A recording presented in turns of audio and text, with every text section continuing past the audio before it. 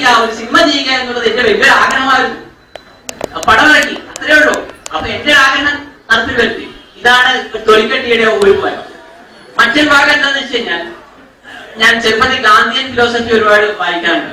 അപ്പൊ ഗാന്ധിജി എപ്പോഴും പറയാറുണ്ട് സത്യമാണ് ഈശ്വരൻ എന്നുള്ള ആ ഒരു ഭാഗം. അതെനിക്ക് വളരെ, ഇപ്പൊ ഞാൻ ശരിക്കും പ്രൂവ് ചെയ്തിരിക്കുകയാണ്. പലരും പറയുന്നത് ഇദ്ദേഹം തട്ടിപ്പുകാരനാണ്, ഇയാളുടെ സിനിമയല്ല, സിനിമ പുറത്തിറങ്ങില്ല എന്നൊക്കെ പറഞ്ഞു. അന്നും ഞാൻ പറഞ്ഞു ഈ സിനിമ ഇറങ്ങുകയും ചെയ്യും, സൂപ്പർ ഹിറ്റ് ആവുകയും ചെയ്യും. ഇവിടെ വേലായുധത്തെയും രാവണനെയും ഏഴാറിനെയും ഒക്കെ പേടിച്ച് വരച്ച് പലരും സിനിമ ഇറക്കാതിരുന്നപ്പോൾ ഞാൻ ഭംഗിയായിട്ട് കൃഷ്ണൻലാതെ ഇറക്കുകയും അത് സൂപ്പർ ഹിറ്റ് ആവുകയും ചെയ്തു.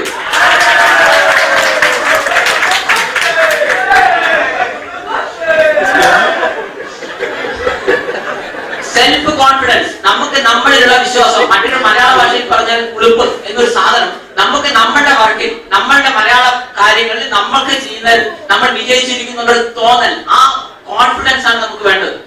പിന്നെ പലരും എന്നെ കളിയാക്കുമ്പോഴൊന്നും ഞാൻ കാര്യമായി പ്രതികരിക്കാറില്ല. 2-3 കാര്യങ്ങളുണ്ട്, ഞാൻ പറയട്ടെ. മഹാത്മാഗാന്ധി എന്താണ് പറഞ്ഞത്? മഹാത്മാഗാന്ധി ഒരിക്കലും ബ്രിട്ടീഷുകാരോട് മഹാത്മാഗാന്ധിക്ക് ദേഷ്യമില്ല. ഗാന്ധിജി പറയുന്നു ആ ബ്രിട്ടീഷുകാരുടെ ചില ചിന്താഗതിയാണ് നാം മാറ്റിയെടുക്കേണ്ടത്, ഒരിക്കലും വ്യക്തിയല്ല നാം മാറ്റേണ്ടത്. നിങ്ങൾ ഇപ്പോഴും ഇന്റർനെറ്റിലും യൂട്യൂബിൽ നോക്കുമ്പോൾ നിങ്ങൾക്ക് മനസ്സിലാവും 15 മിനിറ്റ് നീണ്ടു നിൽക്കുന്ന സൂപ്പർ തെറി, 3 മിനിറ്റിൽ തുടങ്ങുന്ന തെറി 15 മിനിറ്റ് വരെ നീളുകയാണ്. നിങ്ങൾക്ക് സൗന്ദര്യമില്ല, നിങ്ങൾ എങ്ങനെ സൗന്ദര്യമില്ലാത്ത ജീവിച്ചിരിക്കാൻ പാടില്ല എന്നൊക്കെ പറഞ്ഞ സൂപ്പർ തെറിയാണ്. അപ്പൊ ഞാൻ 3 മിനിറ്റിന് ശേഷം അവരെ ഉപദേശിക്കുന്നു, മോനെ ദിനേശ ആലോചിച്ച് നോക്കടാ, നമ്മളൊക്കെ എത്ര തൊഴിലെടുപ്പുണ്ടെങ്കിൽ തട്ടിപ്പോയാൽ നമ്മുടെ ശവമൊക്കെ എന്തായാലും ഒരു പിടി ചാരമല്ലേ ആവൂ, അല്ലാതെ നമ്മളിപ്പോ എന്തായാലും സൗന്ദര്യം ഉണ്ടായിപ്പോയി വിചാരിച്ചിട്ട് ഇപ്പൊ സ്വർണ്ണം ഒന്നും ആവൂലല്ലോ. അങ്ങനെയൊക്കെ ഞാൻ പലരെ ഉപദേശിച്ചു. മാത്രമല്ല ഇപ്പൊ സൗന്ദര്യം ഉണ്ടെങ്കിലും പണം ഉണ്ടെങ്കിലും ഒക്കെ നമ്മളൊന്ന് സ്കാൻ ചെയ്ത് നോക്കാൻ വിചാരിക്കുക. ഞാൻ പറയാടാ, നിന്റെ ഉള്ളിലും രക്തം, കഫം, മലം, മൂത്രം ഇതൊക്കെ തന്നെയാണ്. അല്ലാണ്ട് ഇപ്പൊ ലോകസുന്ദരനാണ്, ലോകസുന്ദരിയാണെന്ന് വിചാരിച്ചിട്ട് നമ്മുടെ ശരീരത്തിലുള്ള രക്തമൊന്നുമില്ല എന്നൊക്കെ ഞാൻ ഇങ്ങനെ ഉപദേശിക്കുമ്പോൾ അവിടുന്ന് പൂരത്തെറിയാണ്. അപ്പൊ എന്റെ ഒരു ആരാധിക ഇതെല്ലാം കേട്ടിട്ട് എന്നെ വിളിക്കാണ്, എന്റെ സന്തോഷ് സാറെ അറ്റ്ലീസ്റ്റ് നിങ്ങൾ ഇവിടെ കട്ട് ചെയ്തുകൂടെ, നിങ്ങൾ എന്തൊരു മനുഷ്യനാണ്, പ്രശ്നം സോൾവ് ആയില്ലേ? അപ്പൊ ഞാൻ പറയുന്നു, നിങ്ങളൊരു കാര്യം മനസ്സിലാക്കണം, ഞാൻ അങ്ങനെ കട്ട് ചെയ്തിരുന്നെങ്കിൽ ആ വ്യക്തിക്ക് അവിടെ പ്രയാസം ഉണ്ടാവും. കാരണം അയാൾ എന്താണ് ഫോൺ ചെയ്ത് ചിന്തിച്ചു നോക്കും. അയാൾക്ക് ചില കാര്യങ്ങൾ എന്നോട് പറയാനുണ്ട്, തെളിഞ്ഞ് തെറി നല്ലെങ്കിൽ നല്ലത് എന്തായിക്കോട്ടെ, അത് നമ്മൾ കേൾക്കണം. പിന്നെ ഒരു ഡയറക്ടർ, ഒരു പ്രൊഡ്യൂസറിന്റെ ഉപരിയായി ഞാനൊരു സൈക്കോളജിസ്റ്റ് കൂടിയാണ്. അതിന്റെ പിന്നെ അയാളെ നന്നാക്കി എടുക്കാൻ പറ്റുമോ ഞാൻ നോക്കുകയാണ്.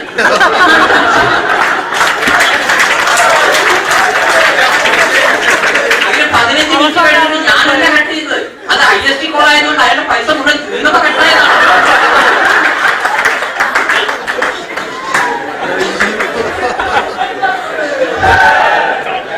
അതേപോലെ വിദ്യാഭ്യാസത്തിന്റെ കാര്യത്തിൽ ഞാൻ നേരത്തെ പറയട്ടെ, ഒരുപാട് വിദ്യാഭ്യാസം ഉണ്ട്.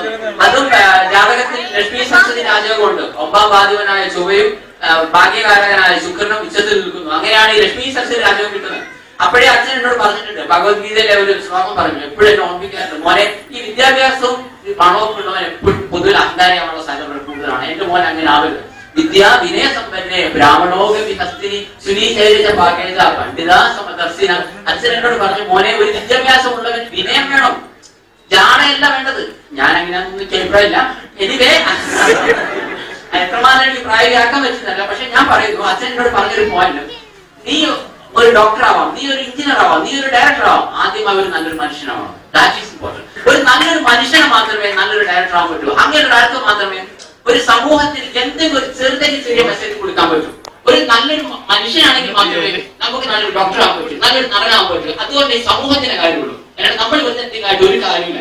സോ ഇതുപോലുള്ള ഉപദേശങ്ങൾ എനിക്ക് ലഭിച്ചതുകൊണ്ടാണ് ഈ തൊലിക്കെട്ടി ഇത്രയും മെച്ചപ്പെട്ടത് എന്ന് ഞാൻ ആദ്യമായി നിങ്ങളോട്.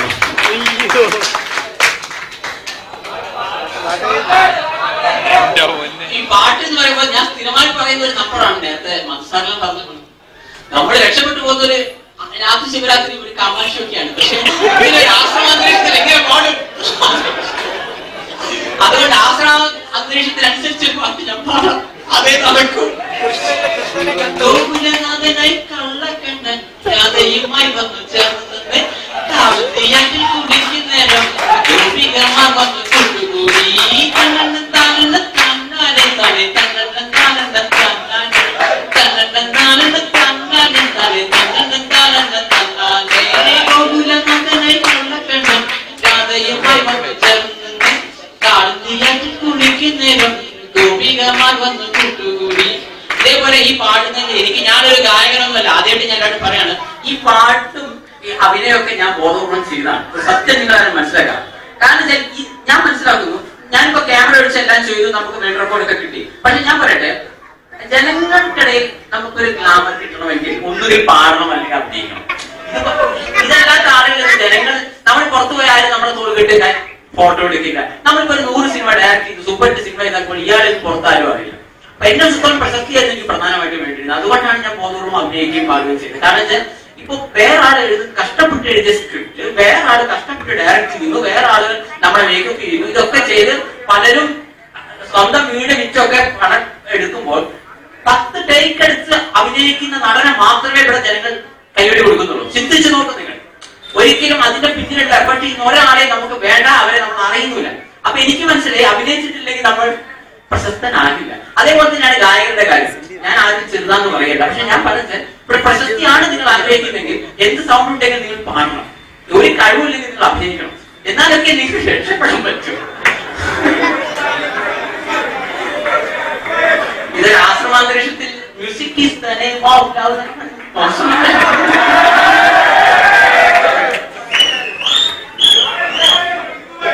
സ്വാമി ഈ അപരാധം കൊടുക്കുമല്ലോ. Music is the name of love. Happy your name is love. Kissing is the part of love. Baby is the result of love. You are my Jackson, Michael Jackson. You are my hero, superhero.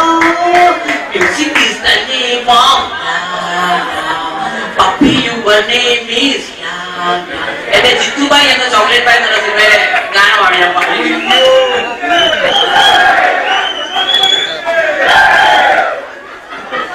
Cinema ഇറങ്ങി വെറും 2 ആഴ്ച കൊണ്ട് എനിക്ക് ഒരു award കിട്ടാണ്. സത്യം പറഞ്ഞാൽ വളരെ ആത്മാർത്ഥമായിട്ട് ഒരു ഓസ്കാർ അവാർഡ് കിട്ടിയാൽ കൂടി ഇത്രയും ഹാപ്പി ആവില്ലല്ലോ.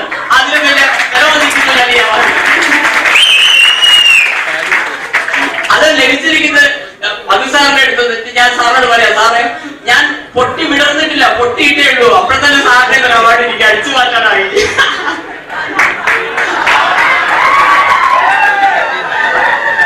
ഞാൻ എന്റെ പ്രസംഗം അവസാനിപ്പിക്കുന്നു. സ്വാമിജിക്ക് എല്ലാ വിധത്തിലുള്ള ജന്മദിന ആശംസകളും നേരുന്നു. നന്ദി.